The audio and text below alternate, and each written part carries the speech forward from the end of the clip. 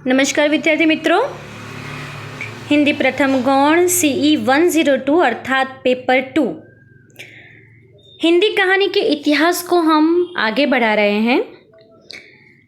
अब तक के वीडियो में हमने हिंदी कहानी के इतिहास पर प्रकाश डालने की कोशिश की, जिसमें भारतेंदु युग, द्विवेदी युग, प्रसाद व प्रेमचंद युग और वर्तमान युग, इन 4 युगों में कहानी इतिहास को हम बांट सकते हैं। कहानी के इतिहास को भारतेंदु युग में किस प्रकार से पहले शुरुआती कहानियां लिखी गई, जो प्रारंभिक रूप में वैसे परिपक्व नहीं मानी जा सकती, मगर फिर भी एक प्रयास किया गया, उस पर हमने चर्चा की। उसके बाद द्विवेदी युग, महावीर प्रसाद द्विवेदी के नाम से द्विवेदी युग जो है माना जाता है कहानी के इतिहास का दूसरा युग। सरस्वती का प्रकाशन जो द्विवेदी युग ने किया, सरस्वती पत्रिका का प्रकाशन, जिसमें सभी कहानीकारों के कहानियाँ प्रकाशित हुई और अच्छे अच्छे कहानीकार हमारे सामने आए, जिसमें से बंग महिला, मास्टर भगवान दास, किशोरीलाल गोस्वामी, रामचंद्र शुक्ल, गिरिजादत्त वाजपेयी एवं प्रेमचंद भी हमारे सामने मुखर आए इन पत्रिका में प्रकाशित होने के कारण। तीसरा महत्वपूर्ण युग, उस पर भी हमने चर्चा की थी, प्रसाद व प्रेमचंद युग। किस प्रकार प्रेमचंद अपने कहानी जगत के सम्राट माने जाते हैं। बहुत सारे आलोचकों ने, समालोचकों ने उन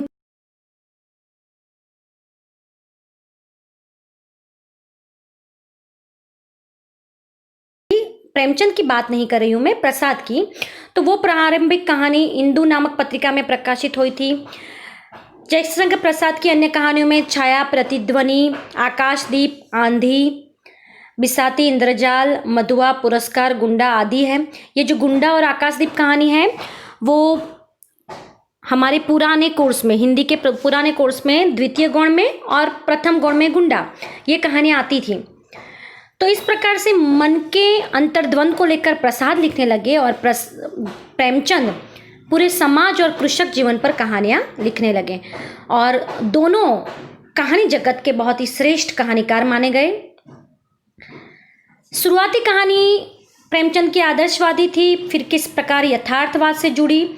उनकी उल्लेखनीय कहानियों में आपको ध्यान रखना है विद्यार्थी मित्रों, प्रेमचंद की उल्लेखनीय कहानियों में पंच परमेश्वर, आत्माराम, बड़े घर की बेटी, शतरंज के खिलाड़ी, वज्रपात, रानी सारंदा, ईदगाह, बूढ़ी काकी, पुस की रात, सुजान भगत, कफन, पंडित मोटेराम और मुक्तिपथ आदि है। विद्यार्थी मित्रों, आपको ध्यान में रखना है कि वैसे तो उनकी बहुत सारी कहानियां फेमस हैं, मगर प्रमुख प्रमुख कहानियों में शतरंज के खिलाड़ी, फिर से मैं आपको ये विदित कर दूं,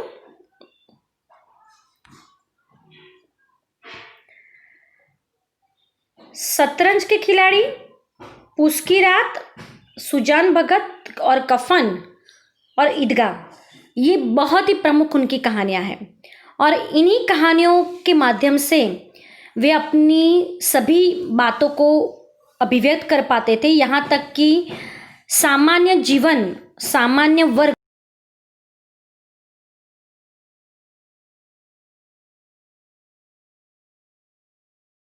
उन्होंने किया है। और रामस्वरूप चतुर्वेदी ने भी उनके बारे में जो लिखा, उस पर हमने चर्चा की थी।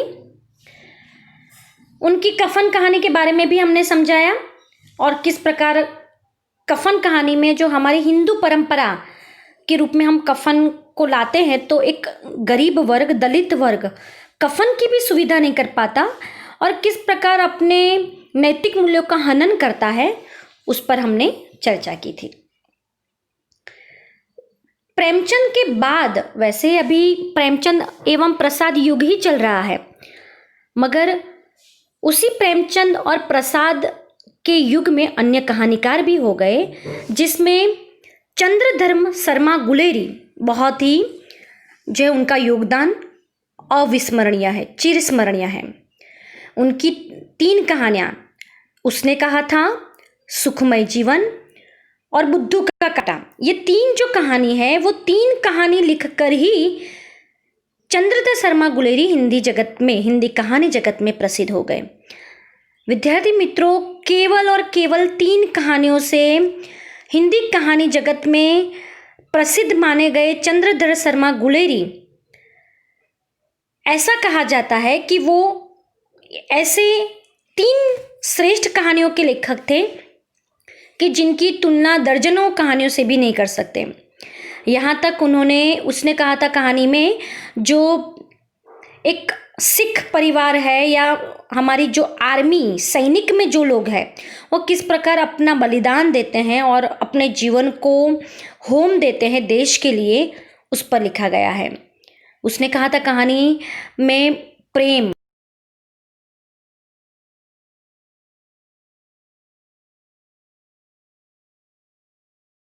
है, मगर अंत में वह ऐसा त्याग और बलिदान करता है कि जिसमें राष्ट्र प्रेम भी अभिव्यक्त हो जाता है और व्यक्तिगत प्रेम की भी उच्चता प्रदर्शित होती है। तो उसने कहा था कहानी रचने के बाद चंद्रधर शर्मा गुलेरी इतने प्रसिद्ध हो गए कि फिर ऐसा कहा गया कि कहानी के सभी तत्व उसने कहा था कहानी में विद्यमान है, इसलिए हिंदी की प्रथम कहानी भी उसने कहा था कहानी को माना गया। सिखों के जीवन शौर्य से लेकर उनकी चतुरता, उनकी विनम्रता, उनका त्याग, उनकी वचनबद्धता आदि का निरूपण इस कहानी में देखने को मिलता है। भले यह कहानी दुखांत है, उसका अंत कैसा है? करुण है, फिर भी वो पाठक के मर्म को छू जाती है। विद्यार्थी मित्रों, करुणांत दुखांत का मतलब यह है ट्रेजेडी। किसी भी साहित्य का अंत 2 प्रकार से होता है। सुखांत यानी कॉमेडी। कॉमेडी का मतलब ऐसा नहीं कि केवल हास्य की योजना हो, कॉमेडी का मतलब है सुख रूप संपन्न। जैसे कोई भी रचना पढ़ने के बाद हमारे भीतर एक प्रकार का आश्वासन पैदा हो कि चलो अच्छा हुआ, अंत में तो जो है जो कार्य सफल होना था वो हो गया। जैसे बचपन में हम दादी माँ या नानी माँ से कहानी सुनते थे तो अंत में क्या बोलते थे? राजा रानी खा पीकर संतुष्ट होने लगे। पहले बहुत सारी दुविधाएं हुई, राजा रानी के बीच झगड़े भी हुए, संतान को लेकर बहुत सारे झगड़े हुए या बहुत कठिनाइयाँ हुई, राजा भी बहुत दुविधा में पड़ता है, ऐसी कहानियाँ होती। फिर अंत में क्या होता है? गुजराती में कहिए तो राजा रानी खाई पीने लहर करया। तो फिर जो है बच्चे खुश हो जाते कि नहीं चलो अंत तो बहुत सुखांत है। तो उस वक्त जिस प्रकार से सुखांत अंत लाया जाता था, उसी प्रकार हमारे हिंदी कहानी जगत या हिंदी साहित्य जगत में भी सुखांत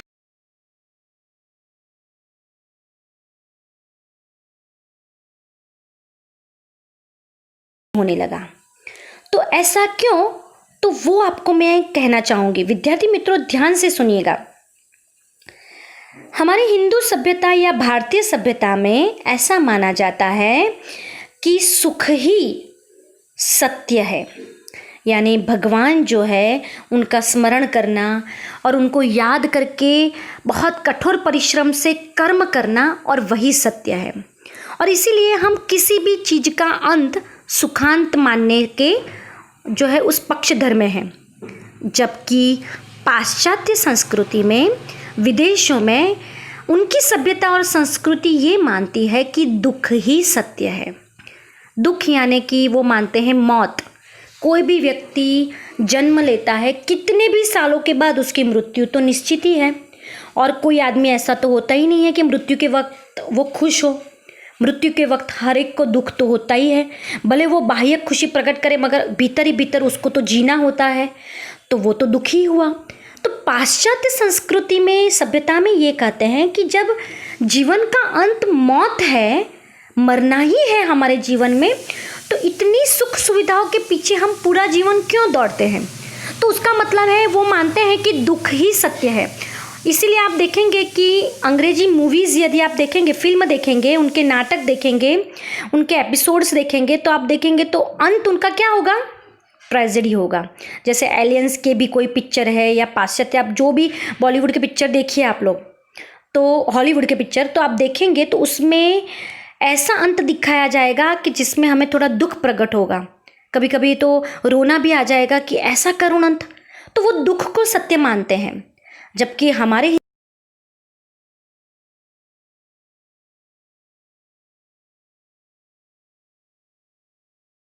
और महाभारत से लेकर किसी भी शास्त्र की परंपरा का साहित्य आप देखिए तो उसमें अंत क्या होगा?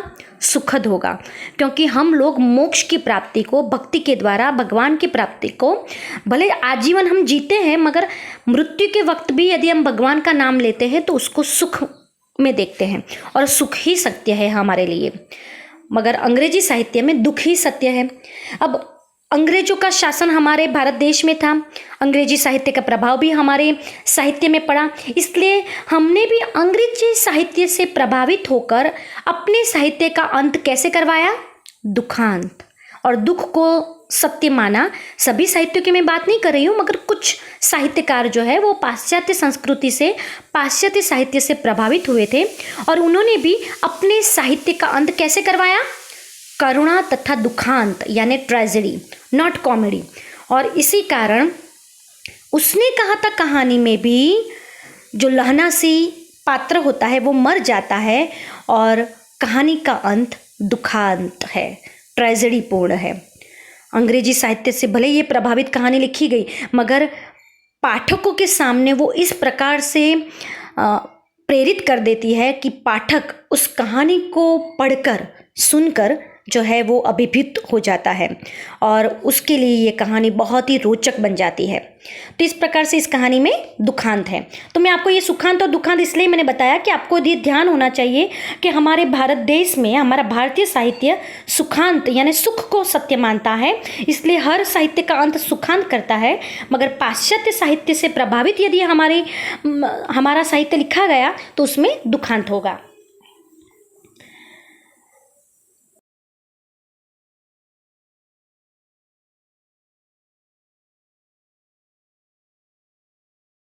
कहानीकार हुए, उनकी ताई कहानी बहुत ही प्रसिद्ध हुई। ताई कहानी को यदि आप अच्छी तरह से पढ़ेंगे और समझेंगे तो एक स्त्री की मनोदशा का चित्रण किया गया है। ताई का मतलब है बड़ी अम्मा, यानी कि बड़ी चाची। जैसे दो भाई है, उसमें जो बड़ा भाई है उसकी पत्नी है, उसको छोटे भाई का बेटा जो है या छोटे भाई का संतान, छोटे भाई के जो भी बच्चे हैं वो उस बड़े काका की पत्नी को क्या कहेंगे? ताई कहेंगे, बड़ी काकी को, बड़ी चाची को। तो जो ताई है उनके पति का नाम रामदास जी है और 35 साल की उम्र होने के बावजूद ताई यानी कि रामदास जी की पत्नी और रामदास जी को कभी एक भी संतान नहीं प्राप्त हुए, मगर उन्हीं के छोटे भाई कृष्णदास को 2 संतानें पैदा हुए, एक लड़की और लड़का। तो ये जो ताई है यानी कि रामदास की पत्नी, जो 2 पुत्र कृष्णदास जी के हुए, उनकी ताई कही जाती है। उन 2 पुत्रों के सामने एक प्रकार का ईर्ष्या द्वेष भाव रखती है। हर एक स्त्री के मन में ये भाव तो होता ही है, मगर कितने रूप में होता है उस पर निर्भर है। यहाँ ये ईर्ष्या द्वेष छोटे भाई के बेटे और बेटी है उस पर नहीं, मगर उसको दुख है ताई को कि उसको कोई संतान नहीं है, इसलिए संतान न होने के कारण वो अपने देवर के पुत्र और पुत्री के प्रति द्वेष भाव रखती है। मगर जब उस पुत्र को हानि पहुंचती है तब एक स्त्री हृदय वात्सल्यमय करुणा से भर आता है और वो उसको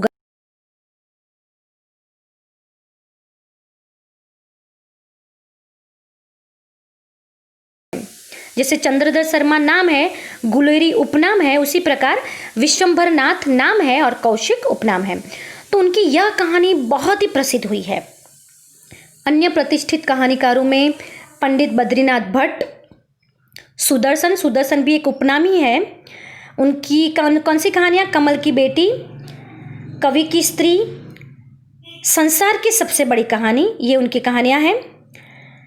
पांडे बेचैन शर्मा, जिनका उपनाम है उग्र, उनकी कहानियाँ भी बहुत प्रसिद्ध हुई। उसकी बेटी, सनकी, अमीर, जल्लाद। आचार्य चतुरसेन शास्त्री, उनकी बहुत ही प्रसिद्ध कहानी है दुखवा कासो कहूँ मोरी सजनी। भिक्षुराज, ये दूसरी कहानी है। दही की हांडी, दे खुदा की राह पर, आदि आदि यानी वगैरह। ऐसी बहुत सारी कहानियाँ और कहानीकार प्रेमचंद व प्रसाद युग के बाद यानी कि उसी युग में धीरे धीरे हमारे सामने आए और उनकी कहानियों में विषय वस्तु, चरित्र, उद्देश्य अलग अलग हमारे सामने आए और इसी से कहानी का एक समृद्ध साहित्य हमें यदि मिलता है तो प्रसाद व प्रेमचंद युग के साथ साथ उसके बाद भी कहानी का समृद्ध साहित्य मिलता है। तो इस प्रकार से प्रेमचंद व प्रसाद के बाद चंद्रधर शर्मा गुलेरी, विशंभरनाथ कौशिक, बद्रीनारायण भट्ट और बेचैन शर्मा उग्र, ये बहुत प्रमुख कहानीकार हैं, उनका नाम आपको याद रखना है। अब अंतिम युग, वर्तमान युग के बारे में हम पश्चात वीडियो में चर्चा करेंगे। धन्यवाद।